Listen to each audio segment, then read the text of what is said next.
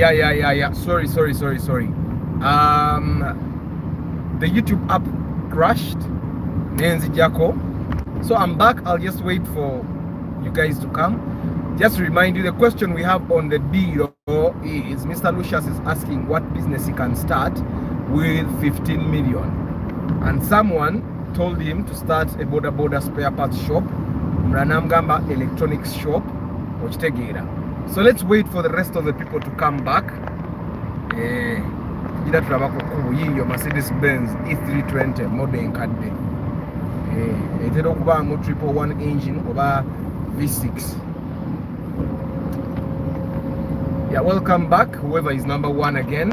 Sorry about that, the YouTube app crashed. Let's just wait a little bit for the rest of the people to come on. Never Tata Star Bus.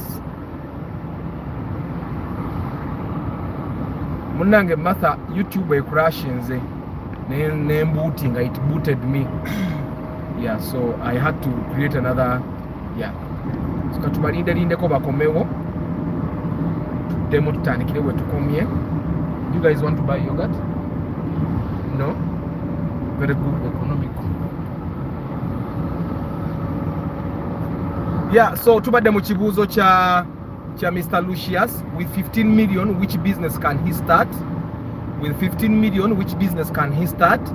And someone told him, I think that was Sam Segawa. Sam Segawa told him that he could start a retail, a motorcycle spare parts shop. Then Ronnie Uganda told him that he could start an electronics shop. And then someone along the way, maybe you could start a retail shop. Okay, Nathan, kindly rephrase your question. Nathan. Yeah, but the main question you chat answer you in the other life. Kindly retype the answer here. Give them one to answer you. Answer you live you can but something is wrong with your phone app because your YouTube crashes a lot. I don't know why. Probably it's a combination of network because it starts like the network is off and then it crashes. Yeah, I'm going to try and update the software probably. Maybe Chechinta Wanya. Yeah, I'm really sorry about the experience. Good morning, Forex. Yes, good morning.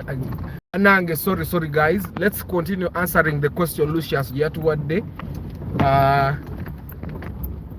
So Lucius, if you're back, answer those no. Boba, if you had answered the Lucius's question in the other live, kindly retype the question here. But also, I think this YouTube app might be crashing because of the heat. Omanyi Samsung zinozobugumamu. Buguma, the app name is misbehaving. Kati obona ali ku simu. Yongera maaso.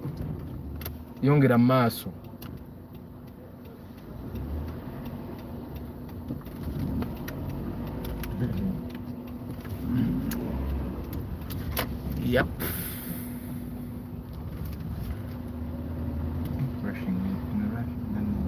Hey, kati rush bwe mwaka omupya.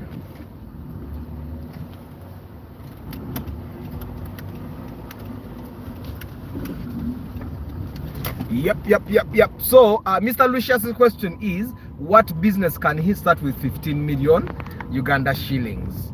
Ngangenda tukamba somere question ya Juko Akram yajimpereza ku WhatsApp because he could not be live. So but he will download the video later and see what kind of answers you give him, and then he considers. It's a long question, that's why I can't even remember it. Ninajisoma live one, no? I have it on my other phone. It's money Raktis. Name mwaka mpya. Raktis neka mwaka kainga 2010. Yeah, Arthur, motorcycle part spare wouldn't be bad. So okay, parking. The comment njagala nziwa obudde nga nzisoma because they are very ziyamba bangi okitegeera ziyamba bangi. Some people will watch this video nga question tasobola nga comment tasobola kuziraba, so that's why I read them back. Buli comment gy'oleeta nengisoma so that omuntu atasobola kulaba comment zino nga they are watching after downloading abe nga asobola at least oziwuliriza.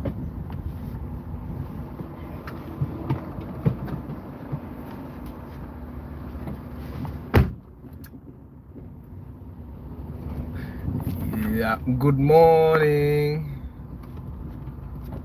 Abi. Naye jeke oli engineer wano oba professor sebo wano mbine ebintu baffe we have no idea. Linda, we are this late, almost everyone is here. What made us late? We set off late, eh?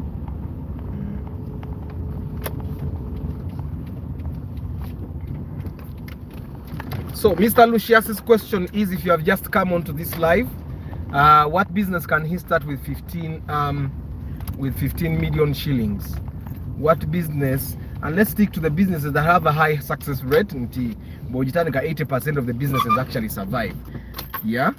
So bagintwalako egenda kukola mirimu gy'abakama bange.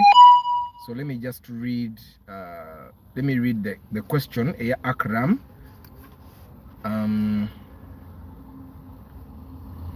Someone wants a letter here.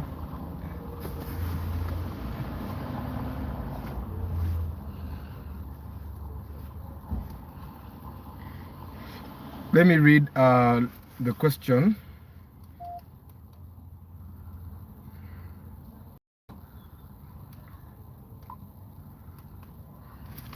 Mr. Lucius sent me he said, good morning Bwana Arthur, hope you and your family are well. Today it's Friday, which is a question day.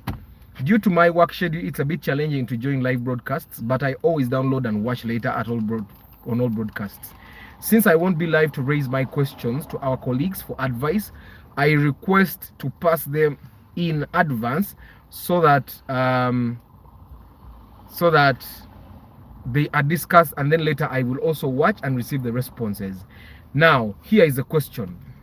The topic, manufacturing company, business registration.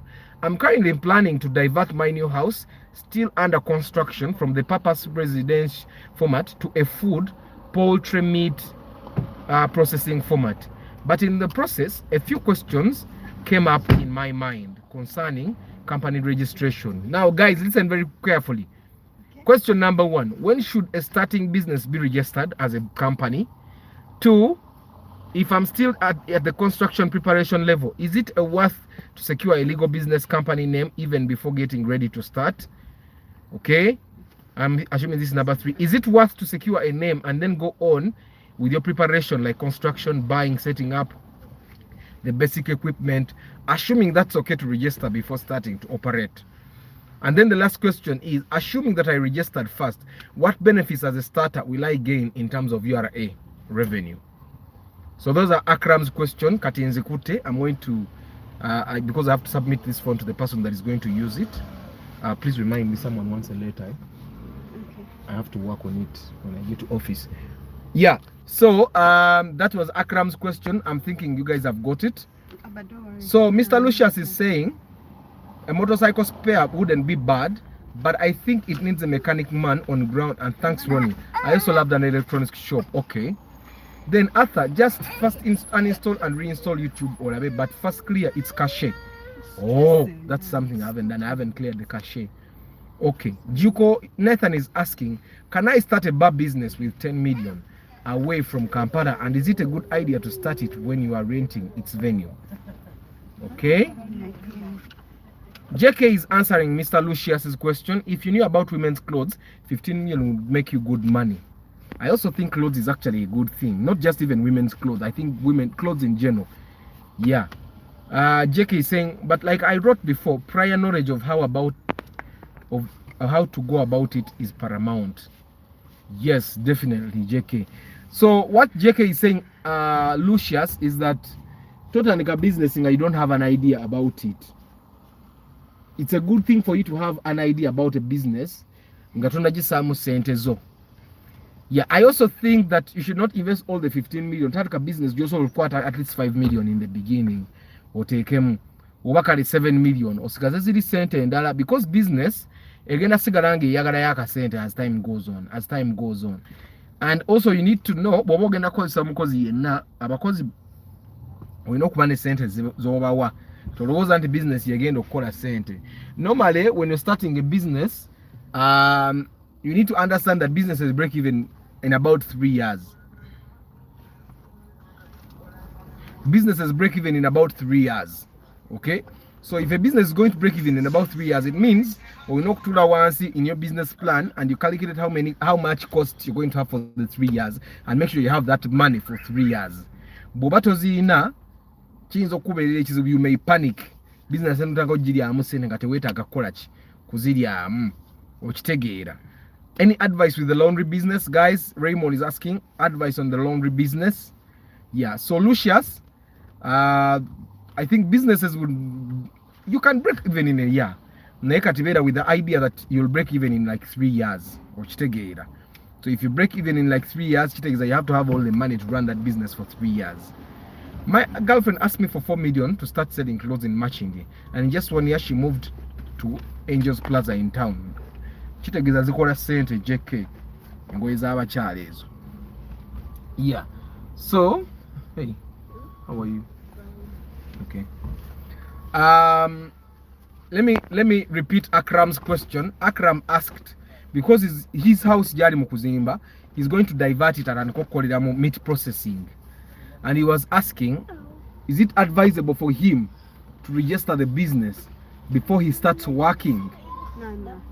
Okay, is it advisable for him to register the business before starting? Is it a good thing for him to like reserve a business name before starting? And also the last question was that what benefits does he get from URA if he reserves the name or registers a business before he starts? Thank you, Aban. Does it benefit him in any way for URA? Daddy, my leg is hurt. Your leg? What happened? When I was walking, it was hurt. You stand up, I see. This one? When I press it, does it hurt? Sorry. You need to tell mommy to massage it. Okay? Sorry. Did you hit it anywhere? It's just hurting. You massage it slowly like this. You massage it like this. This part is the one that hurts? Where? Which part? Here. Then you massage it slowly like this. When I massage it like that, it hurts? Okay, you massage it gently. It will be fine. Okay? And boys, don't just cry. Boys, do something about it. Okay? So you massage it with your hand. Yeah, so guys, Raymond is also asking any advice with laundry. So guys, Akram's question, I'll start off answering Akram's question.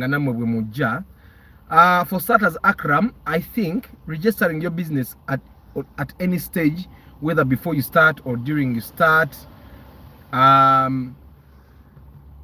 is basically dependent upon you. Sorry, it really hurts that much? Why you slept? Even when you make it straight? You wait, you're going to tell mommy. So Akram, I think that the people that benefit mostly from registering, having a registered business before even they start, are people that are targeting other businesses. Because if you're targeting other businesses, for example, you want to supply big chains of supermarkets, they may be asking you for things like registration certificate. They may be asking you for tax registration, like TIN numbers. They may be asking you for tax clearance. If you're going to be dealing with a big projects, you get. For example, if you're going to be supplying URA, you're going to be supplying the government, you're going to be supplying Watoto Church and stuff like that. They're going to be asking for things like that. However, bw'ogenda kukola bibyo okola sausage zo oziguze bantu ba bulijjo okitegeera, then registering might not be a very necessary step. Okay? You're not massaging your leg. You need to keep massaging.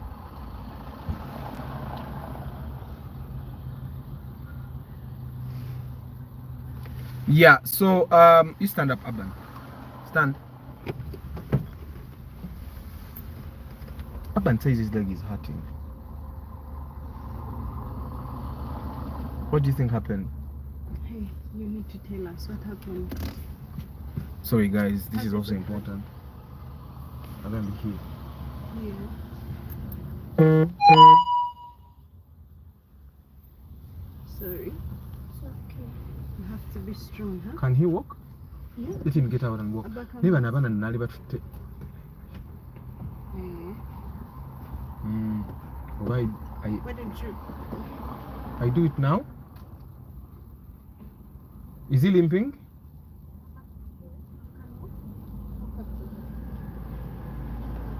You run. Running.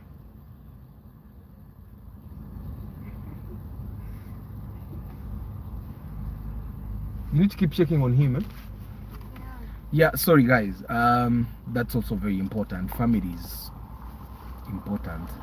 So I think Akram, registering a business should be dependent on what you really need. Reserving a business name for starters, guys, it helps that if you have a very nice name, tebagenda kuliba because you have registered it. But also need to know the implications of registering a business legally in Uganda. Do you want to take them and bring them back? I can do that now, I think, to this place here, near here. Okay. Let me just put back on. Yeah, you do that. Back up with Daddy for immunization. Wait, you will have to come now. Okay. So one thing you need to understand about this whole issue of registering a business is that you file returns, and the returns you file are not only for URA. Every year, as a business owner, let it be just a business name, let it be a company, you have to pay to file and pay your returns with the URSB. Every year that your business exists, for them to keep your business name intact. Or that's the first implication. The second implication is, does it still hurt? Okay. The second implication is that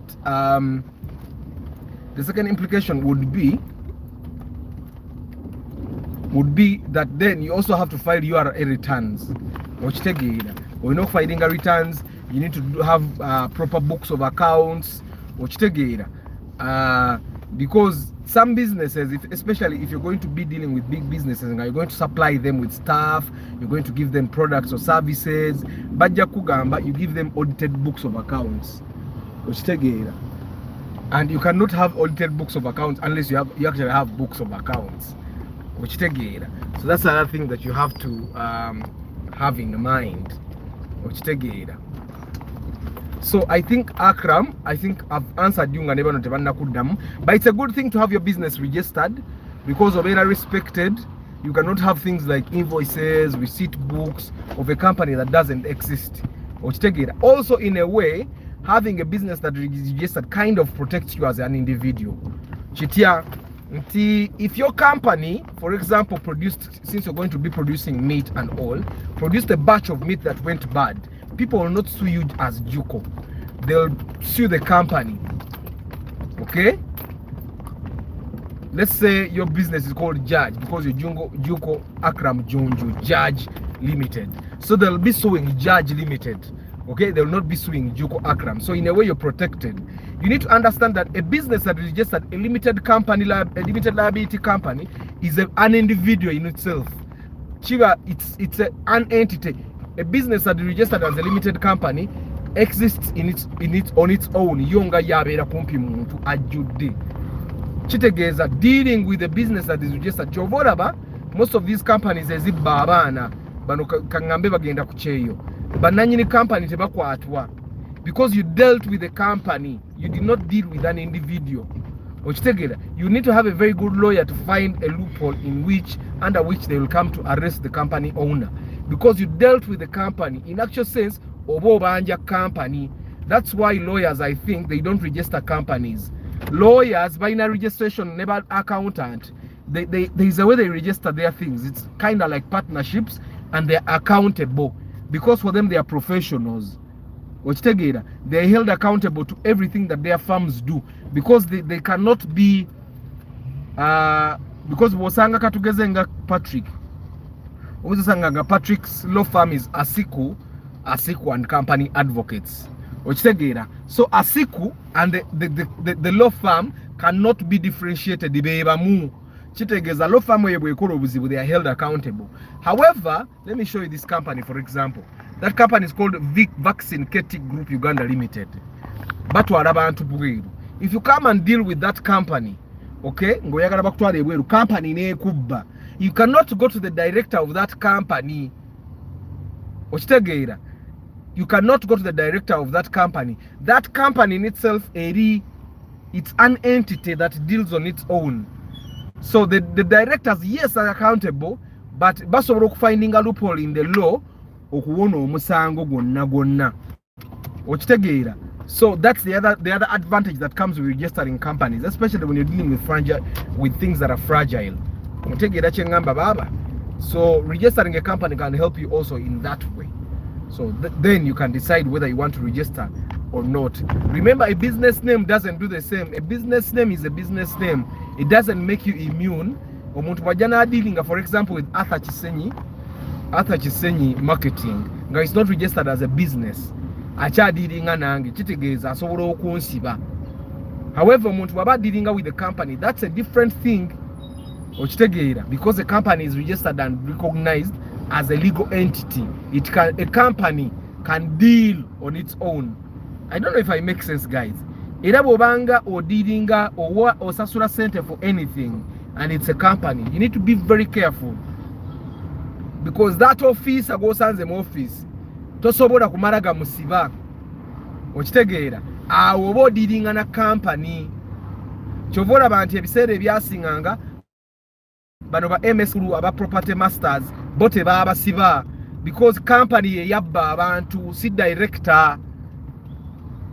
I don't know if I make sense, guys. I remember like express was here. I don't know if I make sense. Okitegeera nti company yakubba si muntu. That's the advantage of registering a business. Yeah.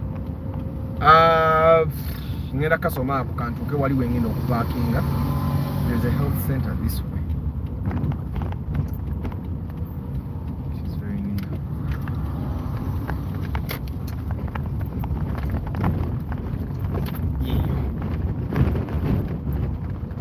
I'm going to read this question, guys. Just a minute.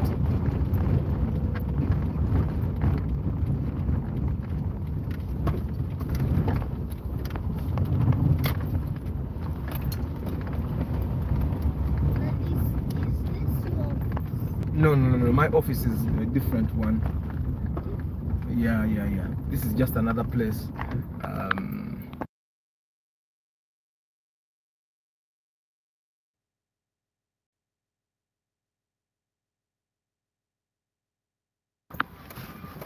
So let me see. But okay, Akram Chesimugambie, you need to start paying like tax. Of course, you don't have to pay money. You can say you made nil profit or you made a loss, but you need to file every year. And then once a company registered as you employees, then you need to pay as you earn NSSF for them. You need to educate yourself on the applicable laws. I'm currently building in Megade Bombo Road. You advise on where to get Maram cheaply. Maram yogera n'abasajja bazirole. Abasajja bazirole bo bamanya because bamanya we bamusima. Arthur, you talk about your water tanks. That is the smallest tank capacity you have. No, me, I have 10. I have 5,000, 5,000 tanks, and each cost me 950.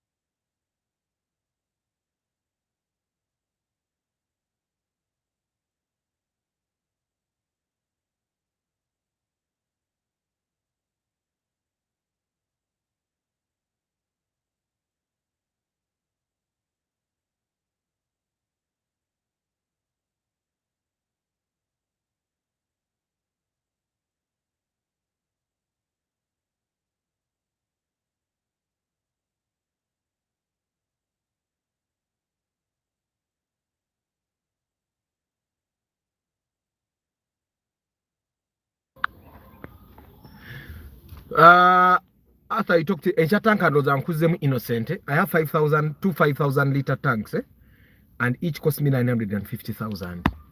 Yeah. I think there waliwo butanko bwa lita bibiri, waliyo lita bitano, okitegeera, waliyo ka lita bibiri. I think there is even 100. Yeah. So, hi Arthur, is starting money lending business worth, and how much can you start with?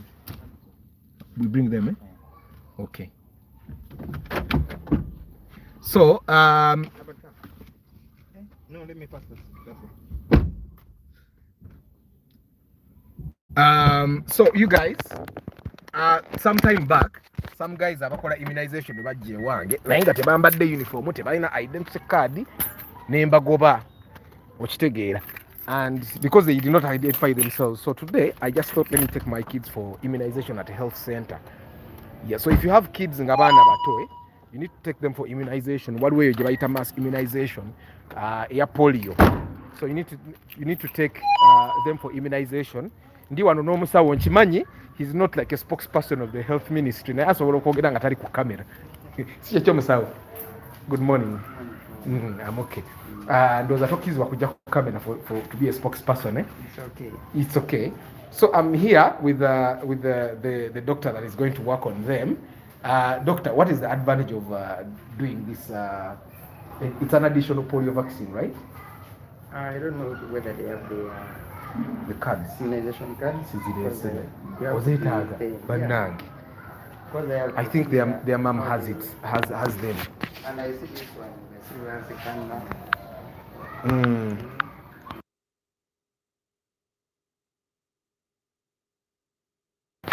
Yeah. So, doctor, what are the advantages? What are the advantages of having this immunization? So this immunization card, this is a government program for these younger kids to protect them against these early over killer diseases that disturb them in their young early stage. If some mothers, for them, they don't bother take their kids for immunization, but it's very essential for these kids to be immunized fully. This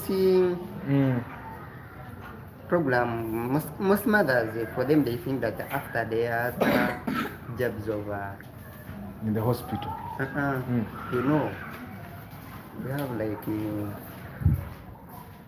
9 months. You know, if you look at that immunization card, from 9 months below, after receiving the immunization for measles, for them they think that it's done. But if you observant on that immunization card, it goes up to 5 years. Yes. So they don't bother to bring them for deworming and vitamins, but that deworming and vitamin is very essential for those for these young kids, because it has to boost their immunization, boost their immunity and healthy. Yeah.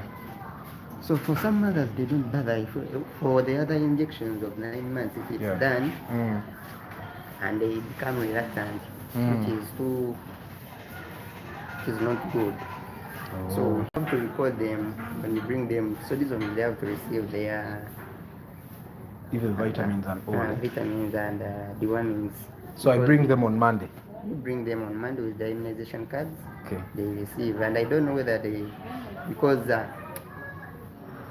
we, the elder, at first we had the immunization cards which are, so can I call it old-fashioned? Some vaccines are not there, like yellow fever, and immunization better too. Some have one, some don't have even yellow fever. No, I think these ones cards have the rubella. They have so many things. So some you find that 1.5 months you have not got their second jab for measles. Yeah. So you have to be observant that the kid has got all of them, because if they didn't get those vaccines, they will keep on disturbing you. They will be affected by those infections. Every time they're in hospital, sick every day. So mothers, they have to take care. And even others, they don't bother breastfeeding. they don't know the advantage of breastfeeding.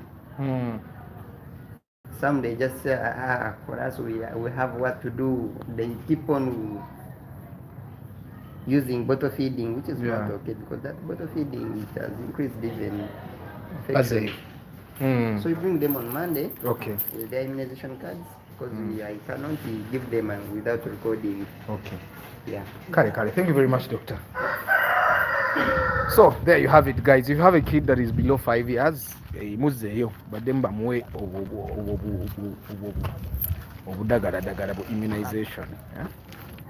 Abuyitemu mama wabwe yalina ebintu ate kati okuddayo okumunoonya then ate biba biwanvu. Anyway, I just wanted to also share that abasajja bajja ewange ku kikomera naye tebalina ID, baali bambadde bubi okitegeera. They did not identify themselves nga bajja bambadde sweatpant nga balinga abagenda mu gym. Ngamba nze okugira abaana bange mba risking bano bayinza okuba basupporta bababbi nembagoba. So anyway, today ku topic yaffe nga bwenzaayo abaana bano bagende basome. Hey Nana, you're good? Oh, good. So let me first read these comments. Hi Arthur is starting a money lending business. You guys, who has done money lending before? And here I was money lending. Me, I'm thinking money lending is one of those profitable businesses. However, edda yalinga too profitable nga teri ngatebaji monitoring bachita batya regulating before they regulated it. But right now even money lending is regulated by Bank of Uganda. Ida wakura nga toli regulated. Ochitegeera, chances are high you're not going to make money. But I want to go no, you have to go to school, Aban. So you have to first of all register as a company, then you go and I think fulfill some kind of requirements that BOU wants you to fulfill. Then you license and then you work, and then you're not going to be making those insane profits that people seem to think that you make when you're doing money lending. You get, but it's a good business, money lending. A member from Umeme to advise me on one pole extension prices and how could we share the expenses with neighbors, because some at first they don't want to contribute. Yeah. Simanyo ba Vianney wali. I don't know if Vianney is here. But I'm going to make sure that on Tuesday when we are marketing our businesses, that Vianney is here. All of you guys that haven't gotten power yet, I'm going to make sure that Vianney is part of the live. But Vianney or anyone that is familiar of Umeme, of the Umeme procedure, one pole extension and all, Yango to them JK, the doctor's communication ability. Munanga the doctor might not be a communicator, just Musawo, but I'm thinking his points were very clear. I'm feeling confident going to seasoned professionals in Mulago or to Chibuli, hobbies and childhood friends that I know are naturally brilliant from childhood and are now doctors. Arthur, why don't you ask him in Uganda? English is not our mother tongue. JK, start first of all. JK, all about these things, immunization. There is nothing really special about immunization that will take me to a big hospital, because to the drugs they have, because this is a health center 3. At a health center 3 in town is not the same as a health center. Is not the same as a health center 3 in the village. My cousin here, yabeera mu kyalo. Luli banzijanjaba ne banzijako emitwalo 14. For him he told me emitwalo 14 ewaabwe mu kyalo. Obeera ku kitanda omwezi mulamba nga ate bakuwa n'emmere. Okitegeera. But I find that immunization has nothing special, because eddagala w'ekibuli lyayina, n'owawano lyayina, n'ow'emulago lyayina, n'ow'ensambya lyalina, because it's a government program. Okitegeera. So bwe liba nga ddagala fu, government ng'egabye fu, wonna tuba na fu. You get what I'm saying? Chibuli doesn't buy its own medicines. Nsambya doesn't buy its own medicines. If it's a polio or rubella vaccine, everybody has the same vaccine. Era libagaba omwezi ogwo buli ddwaliro mu Uganda liba nebwebwa bu clinic buno bwe tumanyi simanya bagita bateno ezo clinic ez'amaanyi ezo ziri awe bukoto. Bawo clinic ez'amaanyi zesigenda akamuze sijja nagenda mu kubaba yaye. okitegeera bweba vaccine everyone has the same okitegeera because no one will buy their own vaccines okitegeera. So that's why I go to the health centers because first of all it's easier to get service there okitegeera. Like kulaba kati nga bwe ngendo buckets that's always take Monday I'll still even be doing my life but whatever boy vaccine ne vitamins ezeetagisa and then I'll take them to school okitegeera. Yeah, kati nze kye nagaana kwe kuleeta omuntu gwe simanya yambadde sweatpant addugala n'okuddugala tayambadde uniform tayina ID tamanyi na kwe introducinga ye awo omwana wange kyayita vaccine okitegeera ekyo nakigaana. By the way, you need to learn to do this guys. Bwobanga aliwo omuntu ayingira ekkubo ng'eri emabega wali emmotoka ezijja oziwa signal ne zimanya nti waliwo omuntu agenda okuyingira ekkubo tuyimirire ayikole ki ayitewo. For the person that asked about money lending, JK is saying he did money lending and lost 12 million because he wasn't lenient. Guys couldn't pay and he wasn't ruthless to take their property. Exactly. Money lending, I also think money lending oyina okubanga oli muzibu nnyo nga toyina kisa. Oyina okubanga toyina kisa, that's money lending. And if someone gives you their land as collateral and they fail to pay, you take the land. No sense. You have to by the way, Ugandans can sweet talk. Someone come and sweet talk you mpola bichi omwana ange simanya mulwadde bichi. You need to be ruthless. You need to be heartless. That's what I can say. That's what people call being heartless. But I'm thinking it's being realistic. So money lending, you can make money. Nayo inokubanga toli muntu. Ngo akaseera bwe keetaaga ng'olina kambuwala omuntu omutunulira ne bw'aba muganda ng'olinga atamumanyi okitegeera. Otherwise you're going to be losing money all the time. Yeah. Arthur, why don't okay Onjirabi. Good morning Arthur and everyone. Thanks for the wonderful services. Amina. How much is new connection electricity with no pole needed? So I find that the no pole connection, what was about it? No pole nga ya raisi ya mitwalo ngana. I think right now the government did it, but they are funding it. But of course they are being funded by foreign government. You know that government ya this sort of maraga tukolela bya bwere. Nze nasasula emitwalo 7.5 for the yaka meter. Normally it used to be 750 ngate wetaga pole. You're just paying for people to bring your yaka meter and connect to your house. But now I heard there is a government program just asule mitwala, but I'm sure ekyo kinakyo kiteka okubakirwawo. So for you to get your services quickly or inasasula private okitegeera oba nosasula agaana then nogaba a batch of nguzize to get the electricity because we have to accept that's Uganda.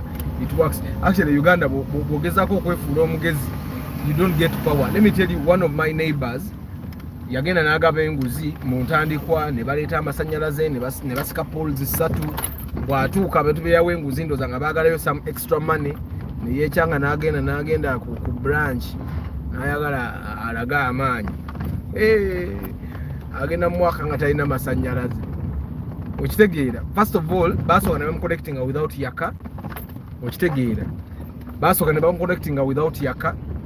Bwe bamuconnectinga without yaka I'm connecting without yaka. Nebatuka umeme yo yenyini it came and took the cables because you don't have yaka. You're not supposed to have power. Then they akozesa mu ntandikwa abamuyambako. They asked for some extra money. Guy nazimba omutima nagenda ku branch nakuba emeza because he's some big man. Mama, you know how Ugandans can isolate you.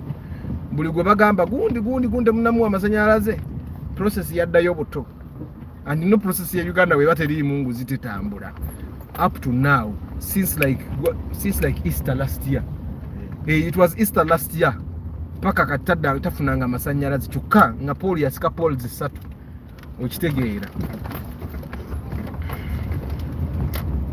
So tumalike wano ebisigadde bijja banja ogenda. Yeah, you get them. Good morning, Chief. Yeah. About time for school. Oh, wait a minute.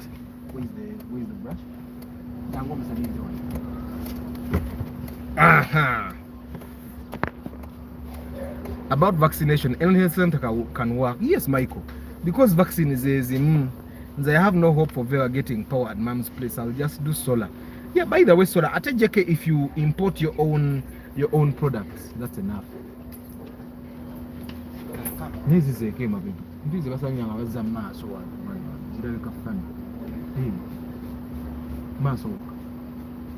JK, and you being in Denmark, you can import your own things. One of our fake batteries, you can import your own batteries. Izo batteries is ziva quality nungi. And I have neighbors that have solar. Atete yo yeah, tadas are very bright, their TVs work. That's enough. Jackets.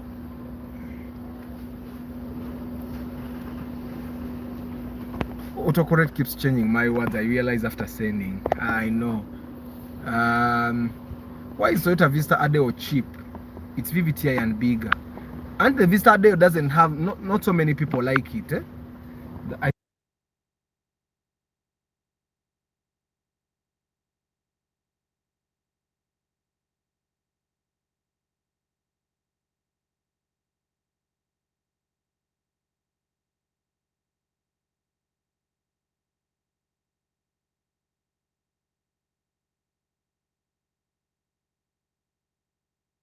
Kari, have a nice day. Bye, Aban. Bye, Nana. Nana tayagala kusoma. Okay, nene Aban nene tayagala kusoma. Tayagala gena nangi. Morning. So you guys, I think no Paul is cheap. Ya Paul buli mutindo zokusasulira oyina kusasulira million 2. Ideally buli muti, that's how it should cost. That's how much it should cost you. Denmark is too expensive. I'll import from the UK when I get to that stage. Hey, I don't know JK bonobo data batteries, so you can tell me nange no mpeleza battery. I want to put my security lights on solar. So bonobo data ongambako nange nenkoleza akasente nange nonguliza ku batteries ezo. Nemfuna batteries nganya depending on the price, because if the security lights are all on solar, nemo nanoteka mu bulb ngabo bobo mu nkubo nemo bedrooms amasanyazo bwegagenda mu dilo mbate mwina kye mukola usawa yakwebaka kachiteza mwina genda wa musenge mwebaka zaze kasanga genda. So you put solar security lights, probably even cameras nemu nkubo nembisenge nembinabyo nemu kitchen ngecho chiwedde. So when JK you're importing ongamba ko bambi.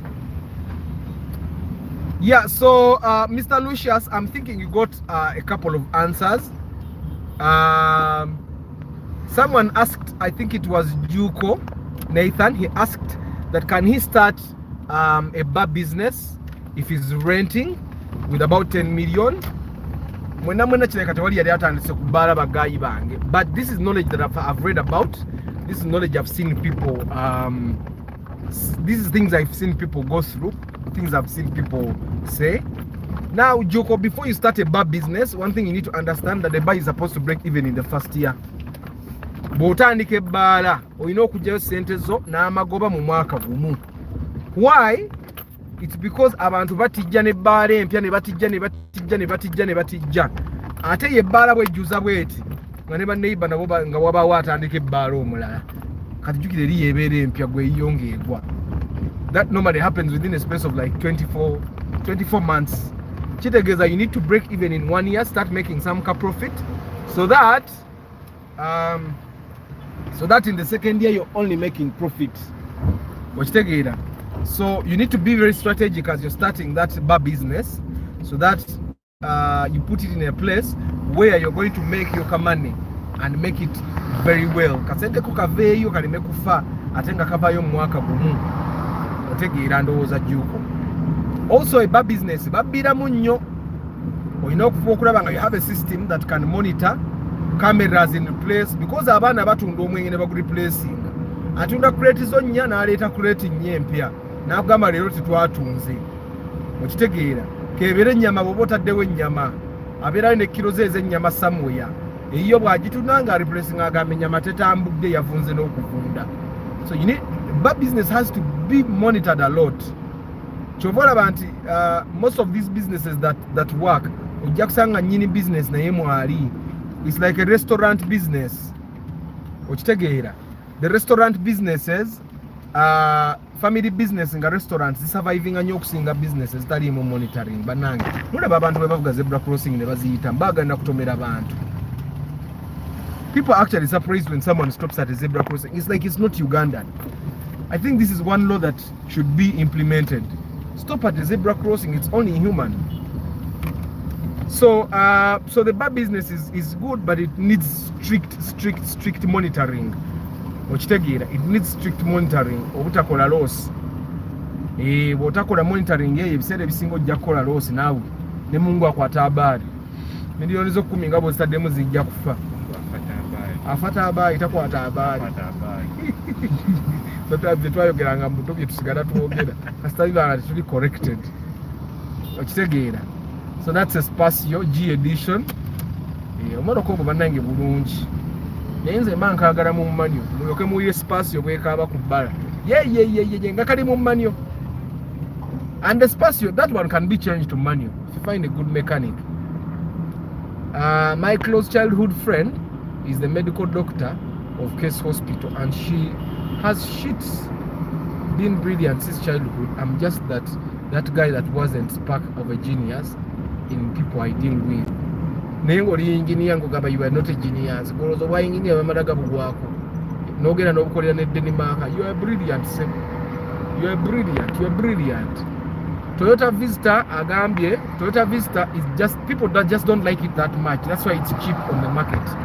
Kyobola bantu you can find a Vista ade UFV nga bagitina miliyoni 9 ukitegeera. Naye ng'ate emmotoka endala UFV eri mu 12-13. I'll buy just one battery of 10 kilowatts. Eba nungi, a lithium ion battery. Hey, laundry business, Raymond, sorry. Let us talk about the laundry business. But JK is saying a bad business is against my personal beliefs, so I can't advise. Okay. JK is already saying an acquaintance that has a laundry business, but I can't ask her about it because she keeps asking me for capital to expand her business with the promise of paying back. The Siwara Mukazi is saying, Chitegeza, in a way the business is not making money. Whenever someone has a business and they keep borrowing from you, it means the business in itself cannot sustain itself or even the owner. So that's one red flag, Raymond. However, I find that the laundry business would actually work. Naye oyina okuva mu kifunga abantu bambala ku masuuti, bambala ku ngoye eza pate, obeera mu kifunga mulimu abatimba emikolo, obeera mu kifunga they have in a place that is classy, because you'll be targeting carpets, you'll be targeting curtains, you'll be targeting bed covers mostly because abantu abasinga engoye bazeeyoleza. Then ekirala mpozi kyoyinza okukola, you can target a place where there is a university or a place where there is an institute. Abaana abasoma abo high action tebaagala kwoza ngoye, so you be target location. It's about location. But also you need to monitor, because I'm imagining you're not going to be there. She says in Kola, but she needs more modern machines to do. Yeah, actually JK. That Raymond, you need to make sure that you have machinery, washing machines, dryers. And if you're going to also target carpets, you need to have those things.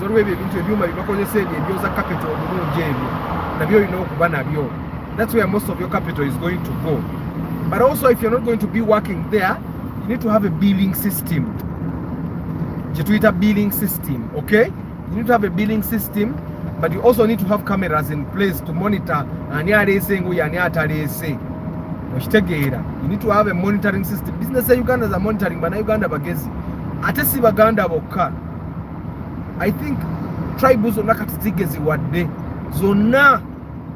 Katola nti abaganda babbi. Mama!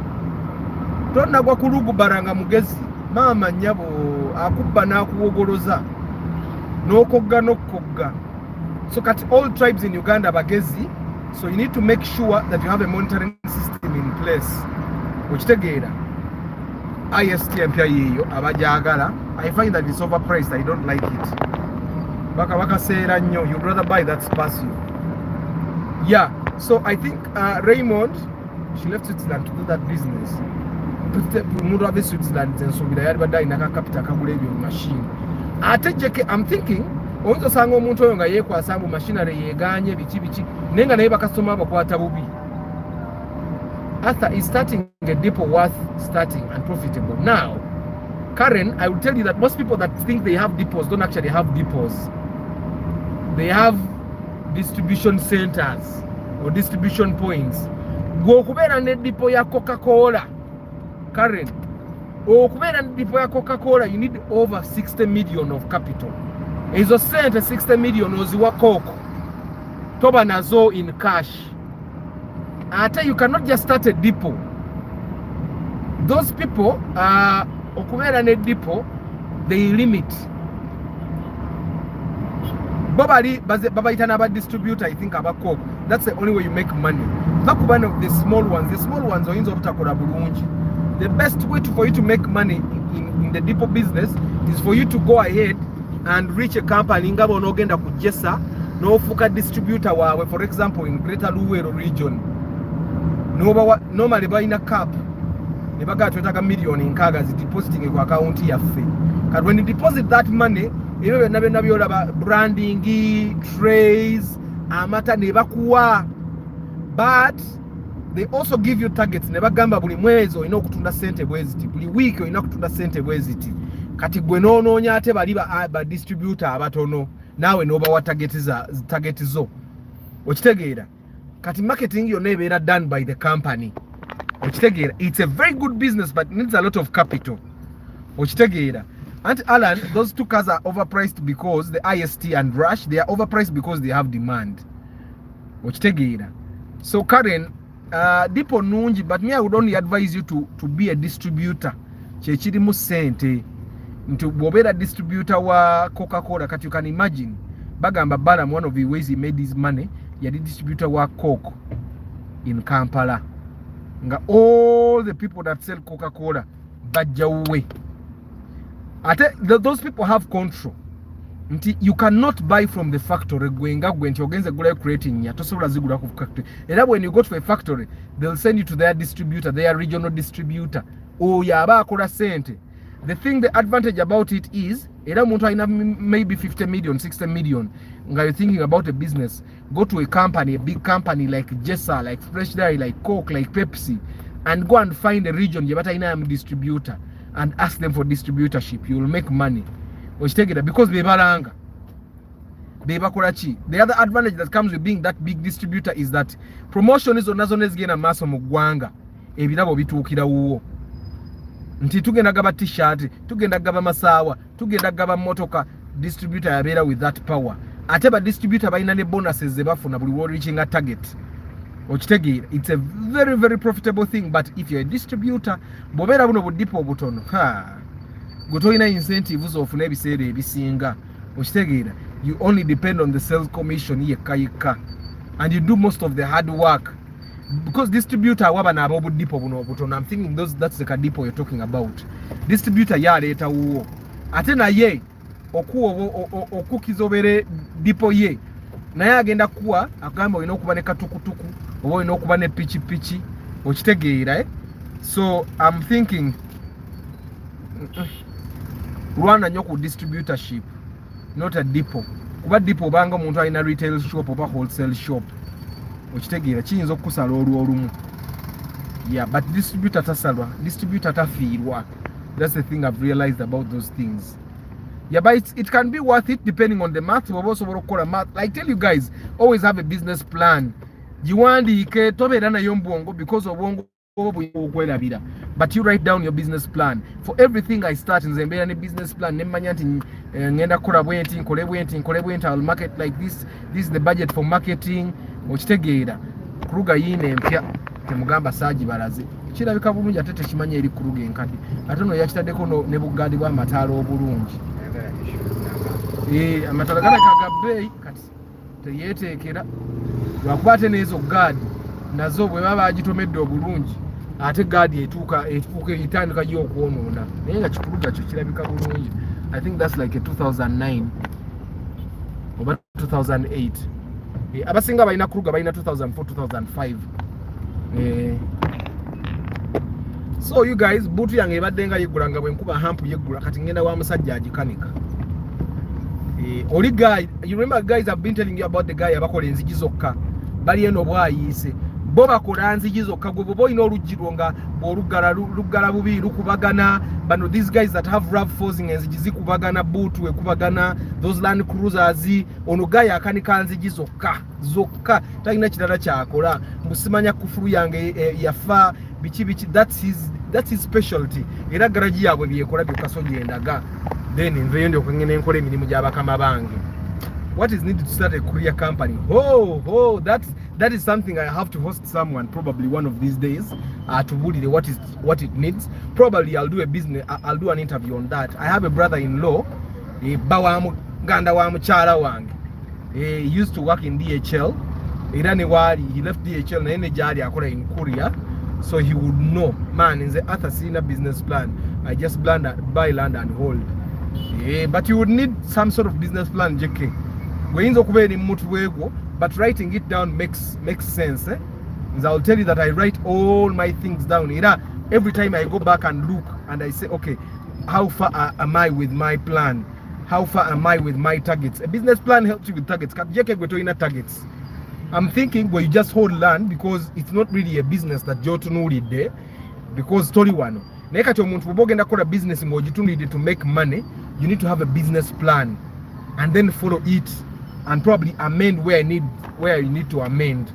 And then because and it works for me. But the business in a business plan. Menya. Njabanja kana akantu mukarabe jeke yagambye etawora mukazi. Bannange. Owolo mukazi. Kiba kizibu kya kufuna sente zo.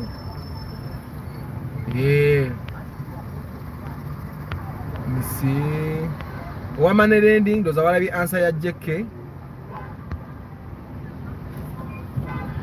Martha told Nathan to start Mr. Lucius to start a hardware store. Now kakati Martha, I'm thinking you're still on hardware store na ye ina technicalities. You see cement, which is the like cement gubatingo kutunda, but cement aliko nusu bitano buli nsawo. No sobitano every bag of cement. Yet cement is the one thing they sell most. So it means you need to have a lot of capital for you to make some good money from a hardware. So era abantu abasinga okukola sente mu hardware bibana abantu abagenda nasubula trailer ya cement. Nga mumpi. Omulabi. Abasubula trailer za cement be basinga okukola sente mu hardware. Nego obale ka capital kana akatono milioni 10-15 hardware yanze mukulaba okwange yinza obutakolera nnyo. But also JK mentioned something earlier on. JK said if you're going to be starting a business, okay, kuruge nkadde yino then that is fanagana mu kiri kirabisebula bisibulungi kiri mwaka mupya n'amatala ganjawulo. So JK mentioned something that I think you guys need to understand. If you're going to be starting a business, make sure you start a business in an area where you can't be beat. Nga gwe bw'otandika okukola ekintu terya kukuba. Ngera bw'aba wakukuba omuntu yenna bw'aba wakukuba mu business eyo n'akuwangula, it's because of nga alina capital mungi okusinga ggwe. Naye nga bwe muba mulina capital y'omu nga mulina obudde bwe bumu nga mulina amaanyi kumpi ge gamu, because the guy is akwenkana takuba. Me, I no longer start businesses where I cannot beat everyone in that business, given the same resources, all factors constant. And that's what JK told us. If you're going to be starting a business, start a business in an area where you are the best, where you have knowledge. Kale, you may not be the best, but you have to have knowledge, some kind of knowledge about that business. No, I have a friend who just bought land and held it for 6 years. She sold some of the land and built 12 apartment block in Kasangati. That's nice. That's nice. But also netagulanga ochetetenkanya, because omuntu omwe ayinza obutasobola kwata milioni 10 ziteekaawo for like 6 years.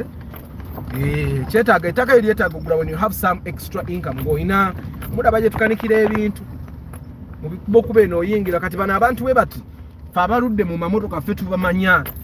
Ogenda ne bakanika buutu nga teterera, ne bakanika buutu nga teterera, kumbe okanikidde wakyamu. kati abantu bwe batebisera ebimu babe bekwese eno munda. Yeah, so land is a very good thing. It's a very good thing. Not any land wogula ettaka nawo wali important. Okitegera kati you can imagine JK bought land in 2012 at 12 million. In 2012 I had that money na sina bwongo bugula ettaka. Family yange yonna ino oba yekimbaga naye mukuza abaana naye nga mulina mu kasente. Bw'oba tolina kasente funa ku mikwano egirina kasente. Abaana bo balabe ebintu naawe wennyini obeera exposed. Nze family yange yayite manyi ngeri yakwata miliyoni nze nali nfuna ebiseera ebyo. So nga nabo tebalina ngeri gye bampa guidance nti oba Arthur bw'okwata miliyoni 10 kuba nabo nga ojja kwesanga olumu nabo tebazikwatangako ezaawamu okitegeera. So nze siyinza kunenya nnyo family yange kuba nabo baali tebamanyi okitegeera. Yeah, so in 2012 by the way I had that money. In 2012 I was like 2012 2008 I was 21 years. Nga sente nzikola naye nga maanyi bwongo tebuli wow. So no there are some small things sold in the hardware naye tebabitunda nnyo Martha, tebabitunda nnyo era the guy kati for walabe waffe the guy gwengulako ebintu bya hardware ayina ne wholesale shop okitegeera. But hardware ebeerawo nga nkalu. Waliwo season zabeera nga bazimba nnyo nga ali busy nnyo ne wabawo season webeerawo ng'olunaku ayinza n'obutatunda okitegeera.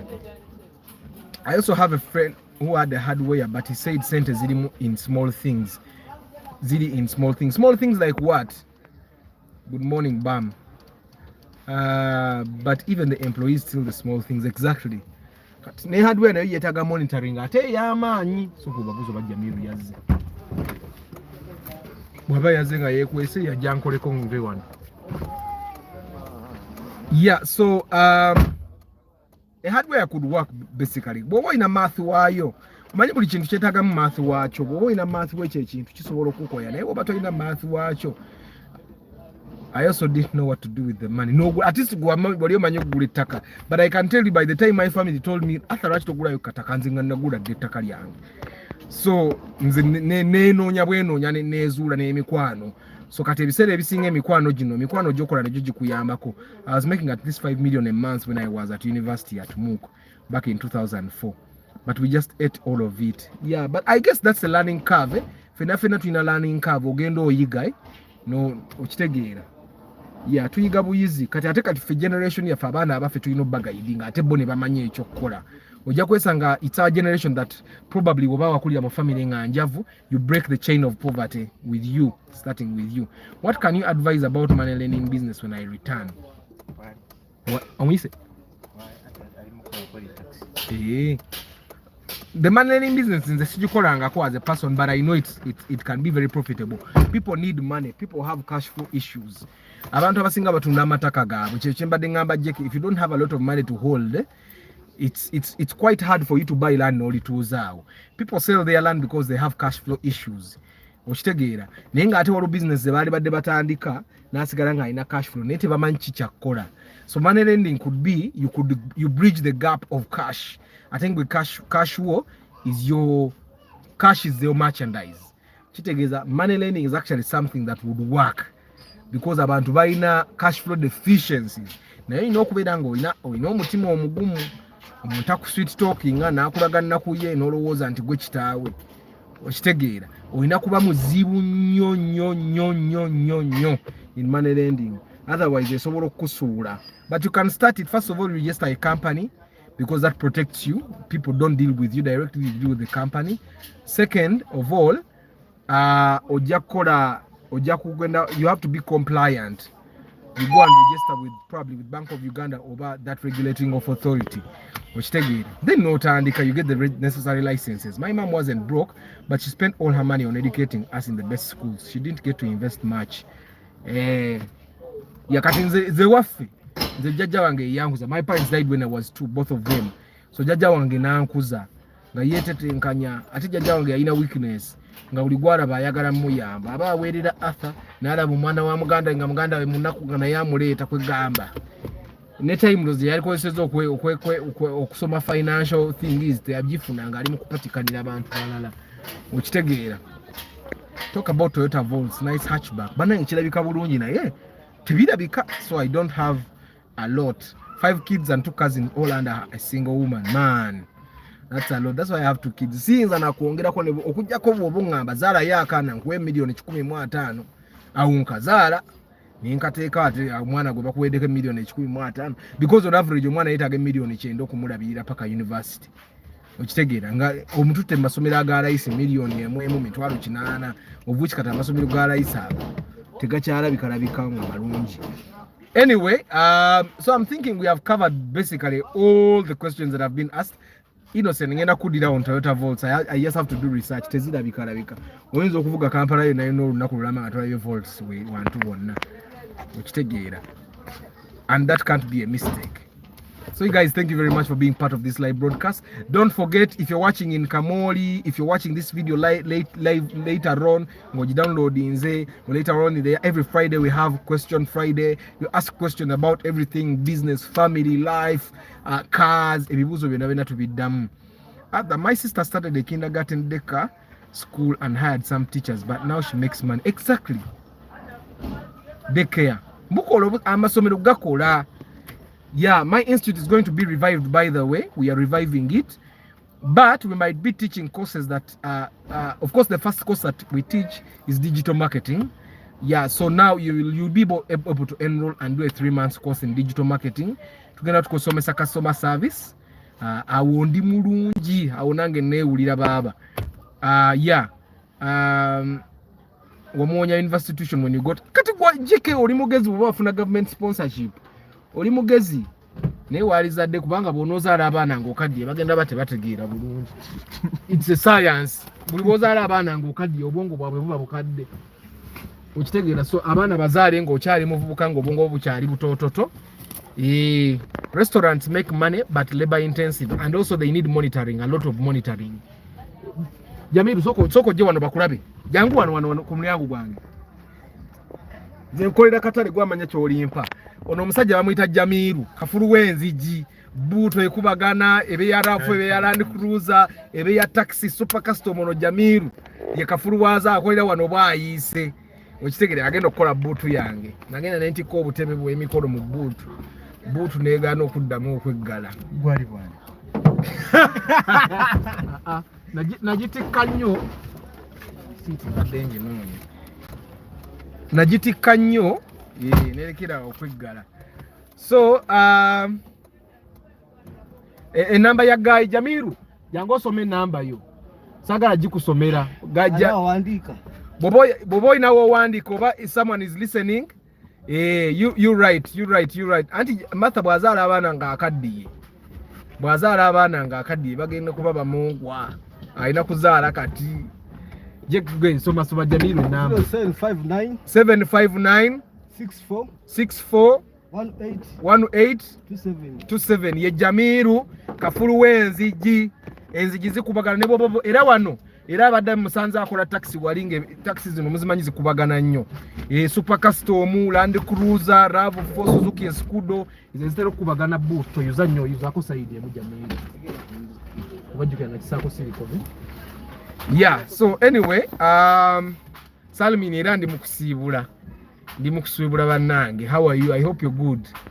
So you guys, daycare Chris Da Vinci abagambi. By the way, Martha, if you have land osobola okujja n'engula shares mu daycare kubanza ebintu by'amasomero ebyo atenze ndika fulumu marketing kati awo bwe tugatta obongo bwaffe gwe n'obeerawo ku ground n'okola ekintu tuba tugenda kukola ssente. Martha okitegeera atolere wuyo wafuna demmoroka endala. Merchant code for payment advice.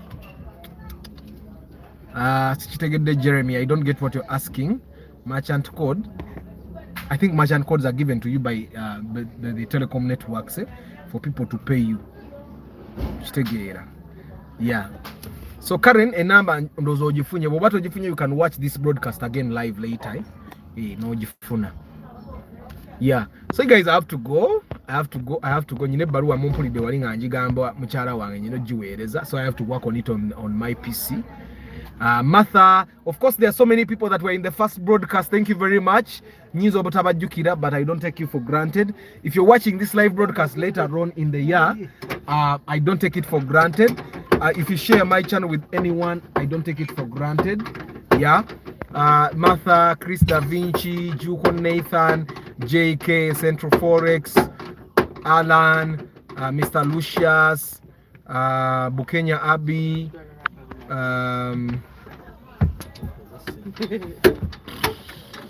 Innocent, Karen,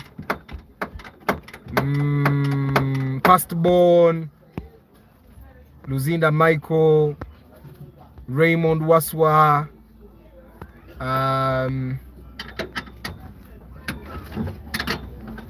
Nathan, Bam Kakea, Jeremy,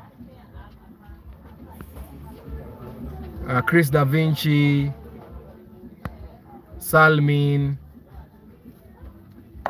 Rawumdos. Ezo zonna Innocent zonna zikola gwe kasobujuro nga luba lwa mmotoka nga lukubagana abikolako kufulu zonna. I'm starting a preschool too. Hey, Martha nze nguza shares. Sijja kuleka gaggawala wekka. Ne Salmin wuno ayagala kugula shares. Martha ndozo olabye shareholder weebali. Clip Films. Yeah. Kale. You guys, thank you very much. I have to go. I wish you a very nice day. I'll see you tomorrow evening. Don't forget, Friday is Question Friday. We ask questions about anything. Tuesday is Marketing Tuesday. Come and market your business. Tell us about what you do and get people to support you. Okitegera kasitofu bokulaba nga abantu bange toba ba, toba ya, okitoba fera, okitegeera. Yeah, I wish you a very nice day. Ciao.